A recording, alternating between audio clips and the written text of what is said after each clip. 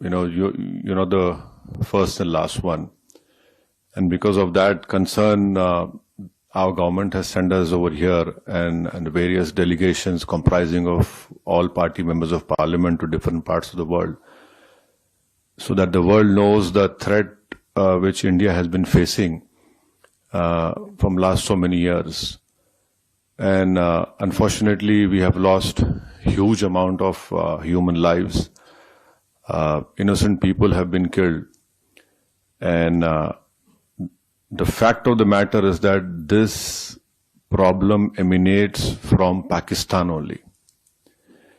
Unless and until Pakistan stops promoting, aiding, sponsoring all these terrorist groups, this issue will not go away.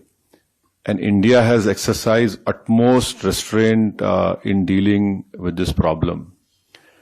Because if you see on the 9th or 10th of May, when Pakistan unleashed whatever it had, no amount of damage happened in the mainland India. Yes, in the Poonch area, we know what has happened.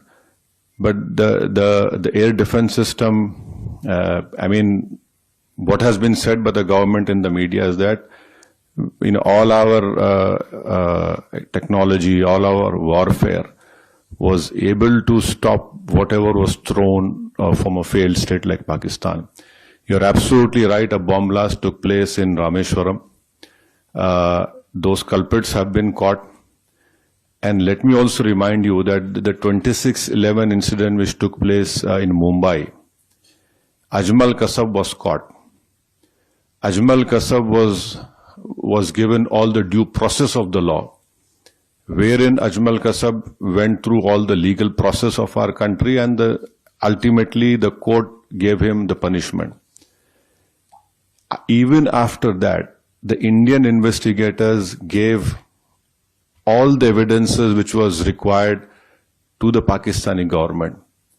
They had given proofs, audio recordings, and can you believe at that time when this 26/11 incident took place, the Pakistan foreign minister was in India.